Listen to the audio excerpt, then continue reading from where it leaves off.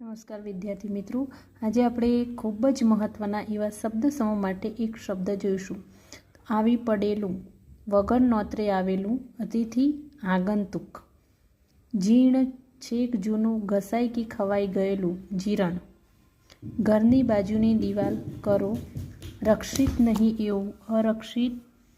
વ્યવહારની બાબતોમાં કુશળ, વ્યવહાર દક્ષ તો વ્યવહાર કુશળ. ઘરનો શરૂનો ખુલ્લો ભાગ ઓસરી. માટીની ભીતનું નાનું ઘર ઓરડી, ખોરડું. લીપવા માટે બનાવેલો છાણ માટીનો ગારો, ગાર. મરનારને સુવાડવા લીપીને તૈયાર કરેલી જગા, ચોકો.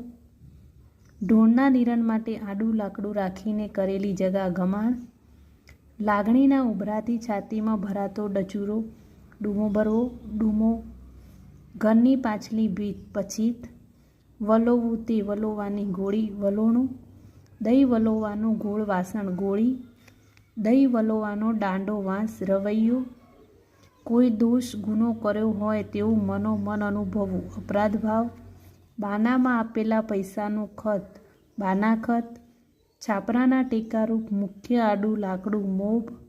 જોઈ ન શકાય તેવું, અદ્રષ્ટ.